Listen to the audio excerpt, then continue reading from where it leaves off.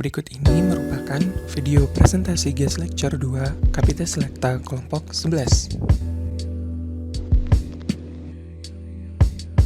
Ada yang tahu angka ini menunjukkan apa? Mari kita saksikan video berikut ini.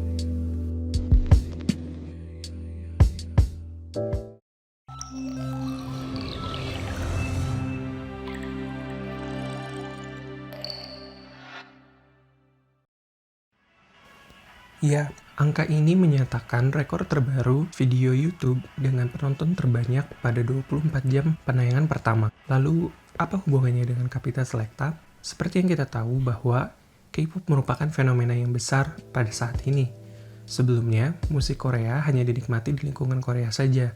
Namun kini, seluruh dunia pun menikmatinya, bahkan jika kita melihat 5 daftar video dengan penonton terbanyak pada 24 jam pertama diisi oleh video-video K-pop.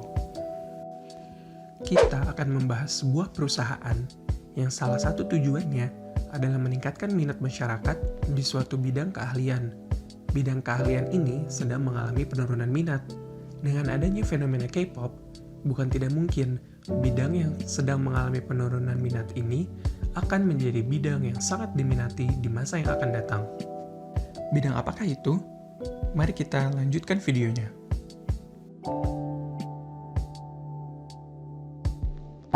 Ya, di sini kita bisa melihat sebuah donat.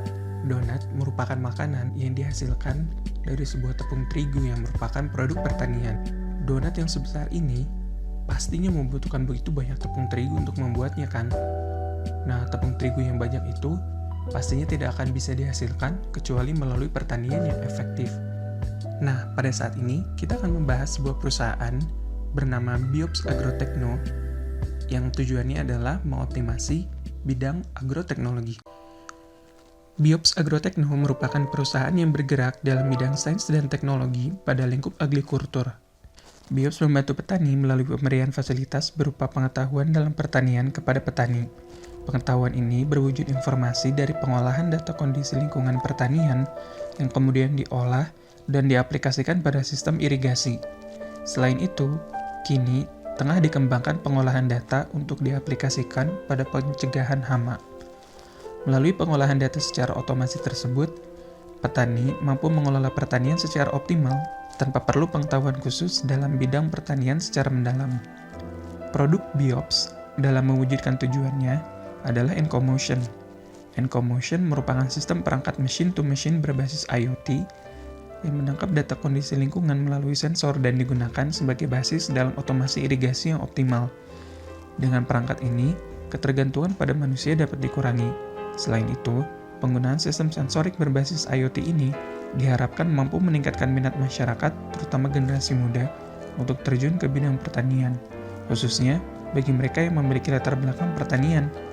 Teknologi yang advance dalam pertanian ini menjadi citra baru yang menghilangkan stereotip pertanian yang kuno dan tidak meyakinkan. Penggunaan EncoMotion terbukti dapat meningkatkan 40% produktivitas, 100 juta per hektar per periode, menghemat biaya operasional 10 juta per hektar per bulan, dan menghemat air serta pupuk sebesar 40%. Contoh kasus dari mitra Biops itu terdapat di NTT. Di sana terjadi defisit air, sehingga pertanian sangat bergantung dengan air hujan. Air hujan perlu dihemat sebaik mungkin jika kita ingin melakukan pertanian di luar musim hujan. Dengan menggunakan EncoMotion, berdasarkan pengolahan data lingkungan, penggunaan air dapat dirancang dengan baik, sehingga pertanian dapat dilakukan pada kondisi yang minim air. Dengan digunakannya EncoMotion ini, para petani tidak perlu kerepotan dalam mengatur penggunaan air, sehingga dengan mudah mereka dapat melakukan otomasi irigasi yang hasilnya pun jauh lebih efisien dibandingkan irigasi manual. Dengan Biops, donat yang sangat besar tadi sangat mungkin untuk kita buat. Loh, kenapa petani harus jadi lebih baik? 20 tahun terakhir, populasi manusia di bumi sudah bertambah sebanyak 1,6 miliar. 78% diantaranya berasal dari negara dengan pemasukan yang rendah. Diperkirakan pada tahun 2050, populasi manusia akan mencapai lebih dari 9,6 miliar yang akan membuat para petani mendapatkan pasar baru sebanyak 40-87 juta orang setiap tahunnya. Beberapa faktor ini juga berperan untuk mempengaruhi pola konsumsi masyarakat, seperti tren produk, laju produksi, ketersediaan sumber daya alam, dan investasi publik maupun swasta terhadap infrastruktur. Dengan penggunaan bantuan teknologi, parameter-parameter yang menunjang pertumbuhan suatu tanaman dapat dikuantifikasi dengan lebih baik, memanfaatkan sensor-sensor yang terintegrasi dengan smartphone dan komputer.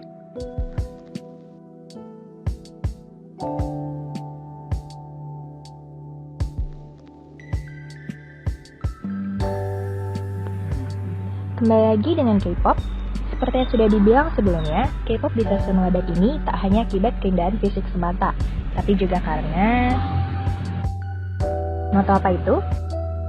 Data. Apa itu data? Data diri? Kata Wikipedia, data adalah kumpulan fakta. Data dan petani, apa hubungannya?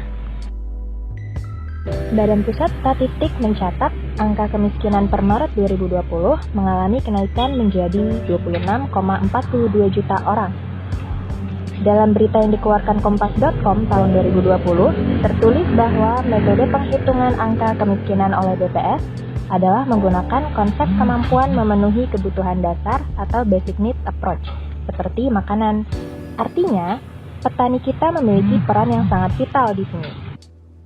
Sementara itu, petani masih punya masalah seperti kesulitan mendapatkan air di musim kemarau untuk mengairi persawahan hingga menyebabkan penurunan produksi padi yang dihasilkan. Belum lagi hasil panen yang harus dipotong biaya produksi. Udah terasa lah sama saya juga gitu. Mendingan gawe kantoran aja lah. Gimana menurut kamu? Petani yang berjasa menyediakan kebutuhan dasar kita, sekaligus petani yang mengalami hidup miskin yang didefinisikan BPS sebagai ketidakmampuan memenuhi kebutuhan dasar. Lalu bagaimana? Teknologi adalah salah satu dari banyak solusi. Kembali lagi pada ini, data dan petani, apa hubungannya? Data kondisi tanah, pertumbuhan tanaman, hingga kondisi pasar. Semuanya akan berguna bagi petani untuk dapat bekerja secara tepat sasaran dan menghasilkan produk terbaik. Terlebih lagi, mengurangi beban kerja petani melalui otomatisasi. Ujung-ujungnya, petani akan lebih sejahtera. Dari mana kita bisa dapat data itu? Jawabannya, ini dia. Ya, IoT, menggunakan sensor untuk mendapatkan data, seperti yang dilakukan oleh Biops.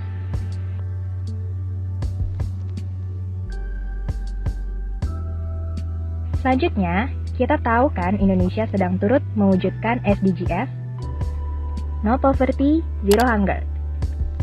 Secara prospek, IoT dapat menyejahterakan petani dengan menghasilkan lebih banyak keuntungan. Dampaknya apa?